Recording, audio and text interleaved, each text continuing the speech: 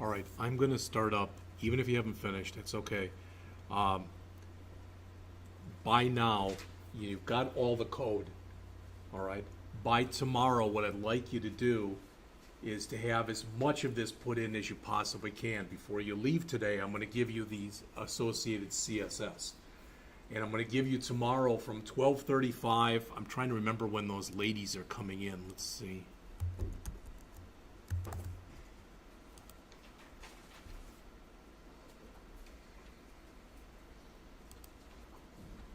Okay, they're coming in at 2 o'clock. So if we start out at 12:35, all right, and that gives you an hour and 25 minutes getting a break in there. So between, hopefully you'll have enough time that by 2 o'clock tomorrow, you can have this finished, all right? If you would look up front here, what I want to do is I want to go over, the last handout I gave you was the JavaScript. I want to go over that with you right now. We've done things similar to this, but not exactly like this before. So this is what I want to go over with you.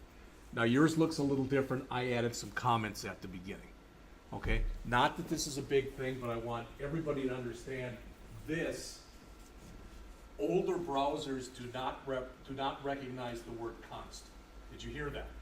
When I say older browsers, typically what you're talking about is IE 6 and 7. All right? Ethan mentioned before we were talking a little bit about Bootstrap 3 and Bootstrap 4. One of the things Bootstrap 4 did, they no longer support IE 8 or IE 9. They said it's not worth it, basically. All right. So we've got 4 constants here. You have to drive at least 1 mile. You can't drive any more than 1,000 miles. You have to use at least 1 gallon of gas. You can't use any more than 100 gallons of gas. Now that should make sense to everyone.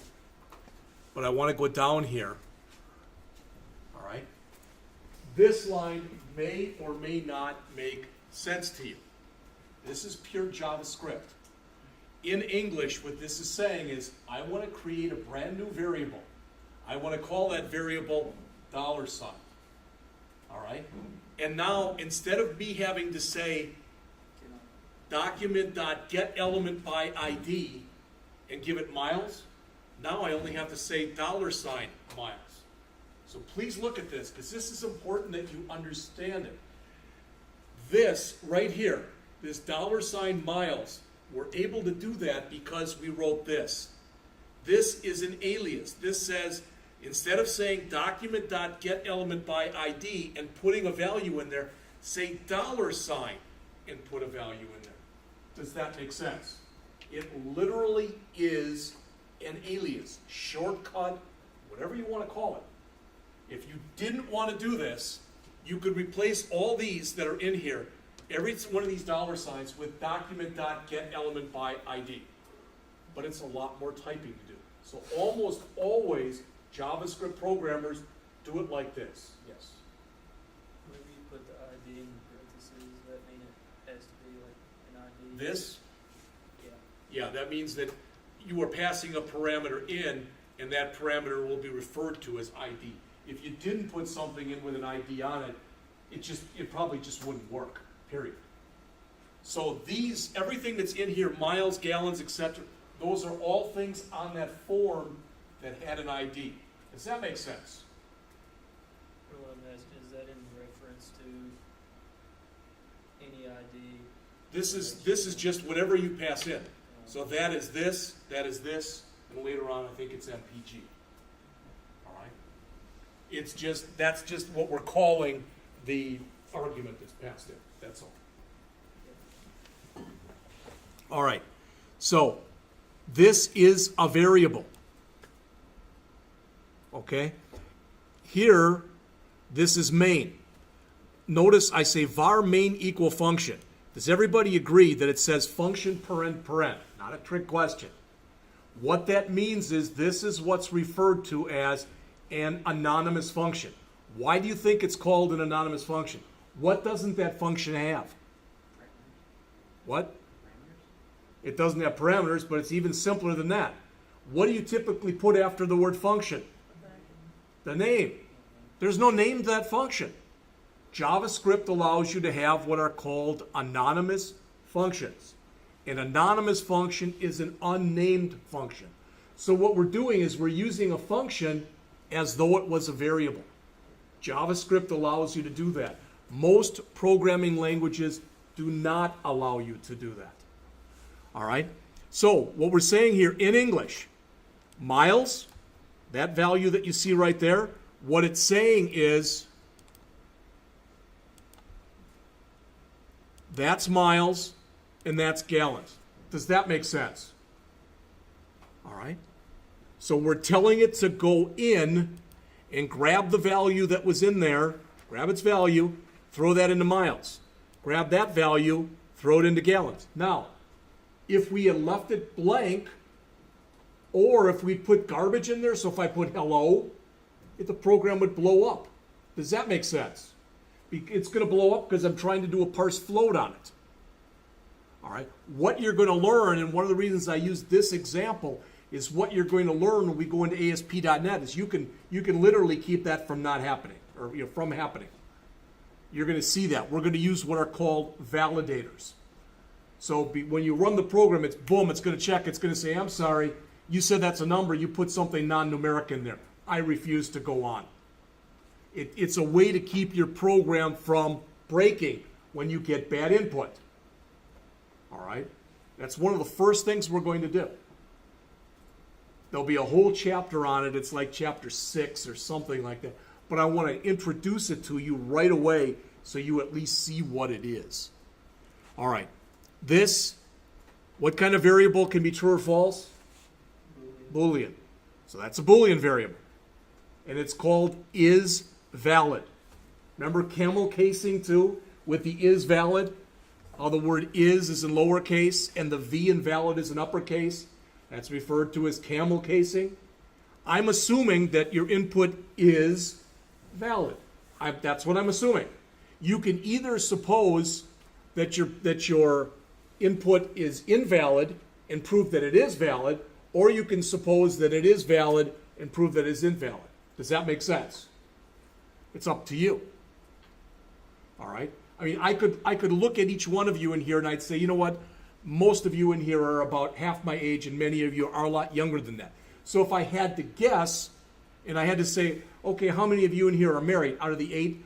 I would probably guess if I was setting a default value, I would set it to not married because of your age. Does that make sense?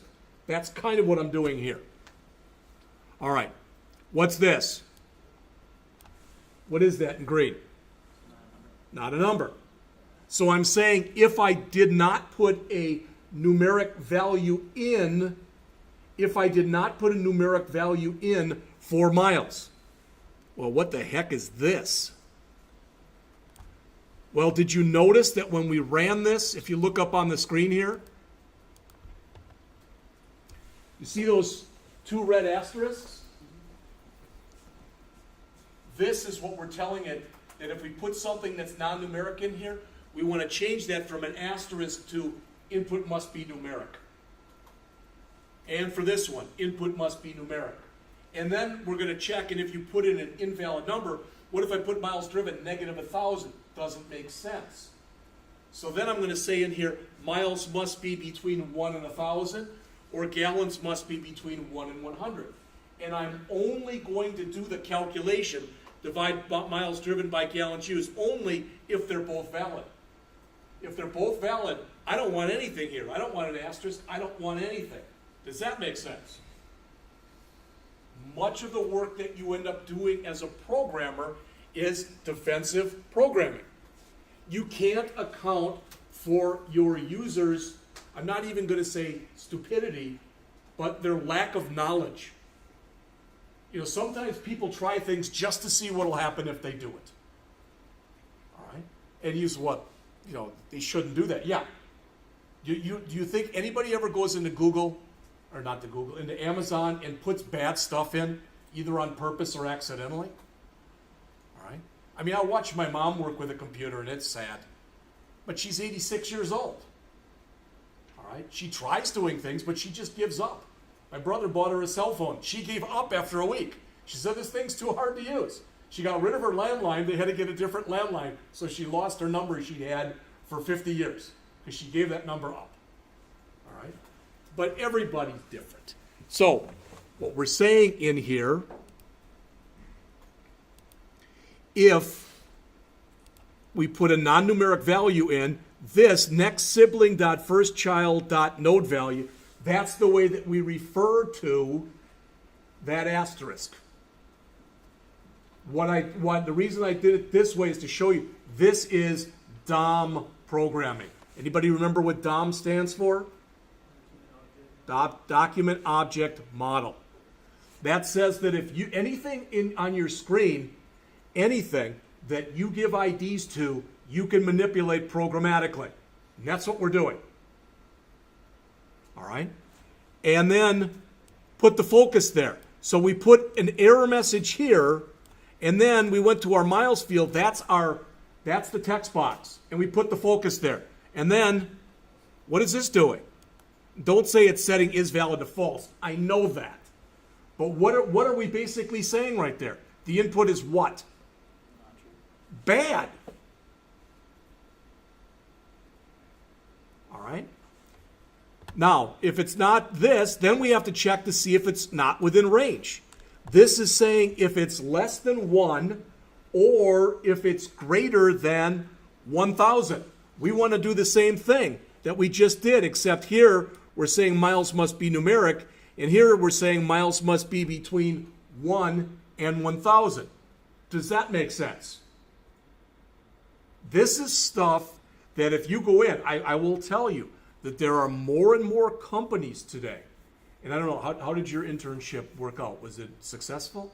Okay. But there are companies, and I'm not sure if they did this to you or not, but I know there are companies that what they will do when they bring you in, they'll give you a test like this. They will expect it, and this they would consider to be a fairly simple program. Or they will give you a program like this that has mistakes in it, and they'll ask you to debug it. Every place is different. All right? It's funny because when I came in here, I don't know if it was being smart or luck. I think it was luck. But I had given them the URL to my YouTube channel before I interviewed here. And Evan had watched about 20 of my videos, he said, yeah, this guy knows what he's doing. Charles was like, I don't know any of this stuff anyway. So Evan said, we're not even going to make him do a dog and pony show. I didn't have to give a presentation because they knew that I knew this stuff. Well, what they're going to do first is they're going to look at your electronic portfolio, and they're going to say, hey, this Valerie, she seems to know her stuff. Look at the stuff she's got in here. But then they think if they bring her in, anything that she's done, she'll be able to demonstrate. Does that make sense? Because more and more places are requiring that. They want to get you in there, and they want you to show that you can do it or you can't do it before they offer you the job. If they're gonna sit there and invest some time and effort into you, a lot of these companies today, they have training programs and the like. They don't want to train somebody that they think is not going to get it. Period. I don't know any other way to say it. All right? I mean, some of the things that you should be thinking about now. If I were you, I'm not. If I were you, I'd start looking in the paper, and the St. Louis paper, it just stinks as far as job openings. But if you've never done it before, everybody right now, especially if you've never done it, go out to Indeed.com. INDEED.com. And if you want to be a web developer, let's just say you want to be a web developer it just hit me, I don't know why, but in San Diego. So I'm going to go out here to Indeed.com. All right? And it says, what do you want? Yeah, they made, whatever. All right, so you start looking in here. It says, what do you want? I want to be a web developer. Where? Well, I want it to be in San Diego. All right? Now, I will tell you that there's a few things about this, just so you know. There's a few things about this, and that is they have a lot of repetition. They'll repeat the same job several times in here, just so you know. I don't know why they do it, but they've always done it that way. This is how I found out about the job here. I was going online and I was typing in St. Louis, Missouri. I was typing in information technology instructor.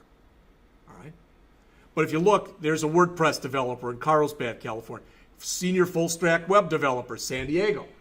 You should go out there if you know where you want to live. I mean, if you want to live in San Diego, that's what you should start doing. A lot of these places, if you sound professional, they'll fly you out there. All right.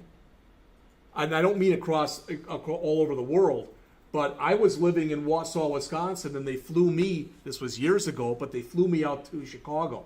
It wasn't that big a thing. It was only an hour-long flight. But they did it. They paid. They put me up. They paid for my hotel room, etc. You have to start doing this. I don't really want to hear it's May 1st, and now it's May 15th, and I say, how's the job search going, Brady? I'm going to start that next week. That's just silly, all right? Because now you're competing with everybody, all right? I don't want to lose any of you. But if Amin told me, hey, Jeff, I followed your instructions and I got offered this job in San Diego, you know what? I'll even talk to Charles, and I'll say, hey, he just got a job in San Diego. Can he stay in my class and he'll watch the tapes? I believe in the guy enough that I think he'll do it. Start looking for a job now. Yes. It's like for me, like I want to, but with our school schedule being right in the middle of the week, and being No, I know able to but it is considered. It is a valid. Let's say you want to stay around here, and a place in O'Fallon calls you. If you miss class, that is an excused absence. If it is you are applying for an IT-related job. Get the job, and most jobs are going to be with classes. Yeah, like I said, I will try to work with you on this. All right. The other thing too is you're upfront with a person. You say, hey, I'm willing to work 8 hours a day for you, but I need to go to school during these hours. Can I come in early? Now I know you got a family situation, so that may or may not work. Everybody's going to be different. No, I understand what you're saying. That's why I'm hesitant to apply before graduation. At a minimum, though, you should be applying in like March. All right, at a minimum. Okay. The other thing too is, it's the old saying: how do you get good at interviewing? Doing it. You interview. Yeah. Am I the greatest interviewer or interviewee? No. But I'm to the point now where I feel comfortable when I interview people and when I'm being interviewed. All right? Okay. So then we do the same thing. Now notice this else. That means it was numeric and it was between 1 and 1,000. Does that make sense? So we're saying get rid of that red asterisk. Then we do the exact same thing for gallons. We check for numeric. We check to see whether it's within range or not. And if both those pass, we get rid of the asterisk.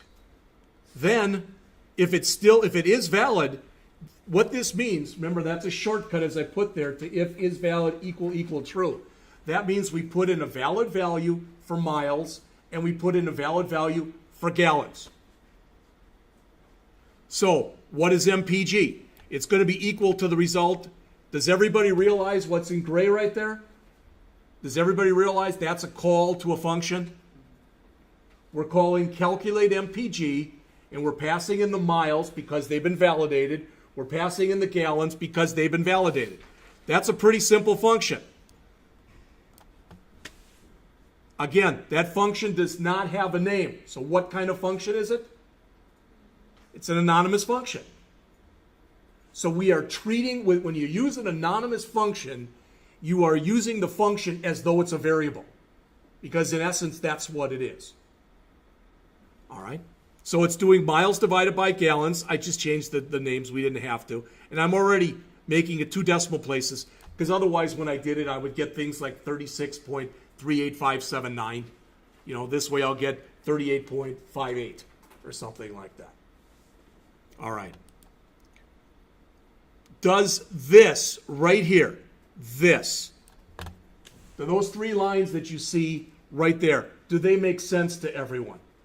That's just blanking out fields, right? That's making sure that this is blank, and this is blank, and this is blank. Does all that make sense? All right. Then we're putting the focus on the first field. You didn't have to. and we're adding back in the red asterisks. We're getting everything ready so we can start to do another miles per gallon. Yes. So how does the next element sibling first child node value, how does that find the asterisk? It looks where you currently are. All right? And where we currently are right here, where we currently are is miles, because that's where we just said it. Okay. So miles, it says right here, miles, the next sibling, so what comes after miles is what it's saying. Well, when we look, what comes after miles? That's this. So what comes after it? This, right? Okay. Gotcha. All right? That's how it knows. Okay. Gotcha. All right? And the last thing that's in here, and you have to start understanding this stuff. I mean, if there was a way to do it that I could explain it to you easily that it made sense, I would do it. What this function that's down here, and that's why I put a boatload of comments in here, all right? What this function says is once the program has been loaded into memory, this says in English, when you click the calculate button, call main. When you click the clear button, call clear entries. When you do that, this is doing an association. Notice there's no parens right there. If you put parens there, it would physically call it. We don't want it to call it. I mean, imagine that it was this way, okay? And let's just say, I'm looking over here, and Tiffany and Ethan both have red shirts on, okay? So what I'm saying here is, okay, red shirt, if you click this, it's going to be somebody with a red shirt. If you click this, it's going to be somebody with a blue shirt. All right, so all I'm doing is making an association. That's all we're doing. JavaScript is very unique because not many programming languages let you do all this stuff. That's why it's both a terrific first language to teach and a terrible first language to teach, because it can give you bad habits. It can give you things, oh, I can do this. I'm going to try doing this in another language, and then it breaks. All right. Now, is there anything that's in there? And this is where I feel for you, because you look at it and it's like, I see head shaking, and it's good because they're shaking up and down. That's always a good thing. But then it's been a day, it's been 3 days, and you're looking at it like, I don't remember what the hell this did.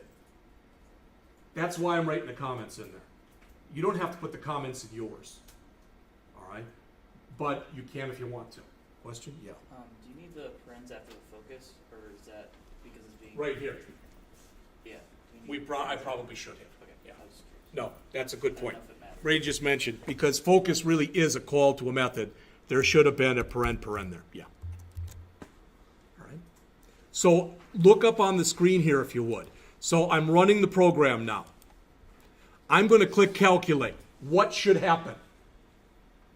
I'm going to click calculate right now. What should happen on the screen right now? What? There's nothing in there, but what should happen? We just looked at the code. Say it's not. Look back at your code. It's going to be is not a number, isn't it? What's the difference between putting nothing in there and putting this in there? There is no difference. So what should happen? What should happen right now when I click the button? Say it needs to be numeric. Okay. Looks good to me. And it actually ran through both of them because we didn't tell it to return after that. Okay? Well, same kind of thing. If you look, I'm going to click clear. Same kind of thing. I'm going to come in here and I'm going to put in -10 and -10. You should be able to look at your code now and figure out exactly what's going to appear in both of those asterisks. All right?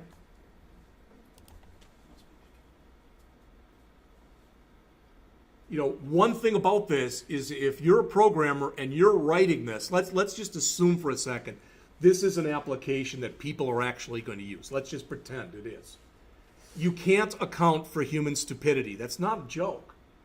If the person wants to keep putting garbage in there, you've got two choices.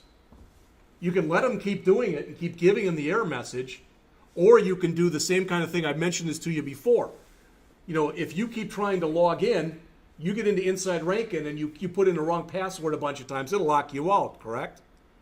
Well, you can lock the person out if they keep putting, garbage in it a multiple number of times, or you can just keep giving them error messages. So I changed this, and I put nothing there. So what should happen? That message should change for both of these, and you see it does. Now I come in here and I put in something valid. This should all disappear, and I should get an answer here. And I do. That kind of stuff has to start making sense to you if it doesn't. That's why I said, when I gave you that, that's why all those comments are in there. And I will tell you, I don't care if you want to use this in your, put this or add this to your portfolio, do it. But I would suggest then if you're going to do that, that you put the comments in. All right? The other thing is, I've said this before, not a joke. I've never had it where I've created something for somebody and they said, boy, I really wish you wouldn't have put all those comments in there. Especially if somebody else is going to end up maintaining what you're working on. Yes, it will actually slow your program down a little bit. All right? Because the system has to ferret out all those comments because it doesn't use those. But it'll make it easier for other people to use. All right? So I got one last handout. It is a front and back page, and it is the CSS. So what I'm saying is between now, we've got till 4:20, so you've got about a half an hour. If you want to take another break, go ahead. But between now and tomorrow at 2, my hope is you can have this done and looking the way that it's supposed to look.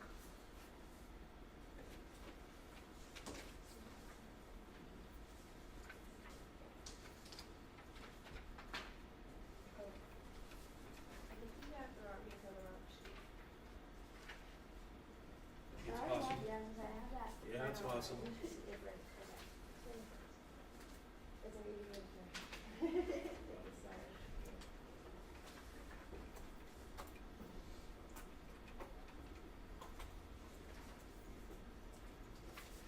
Okay, so we don't forget, does everybody have hopefully signed that piece of paper? If you do, I'll just walk around and grab them from you right now. I think what I'm supposed to do is I have to meet with you every 20 days, give you your work ethic grade, and if there's been any problems, I have to fill that thing out. There's never been any problems with any of you, so I don't imagine there's going to be.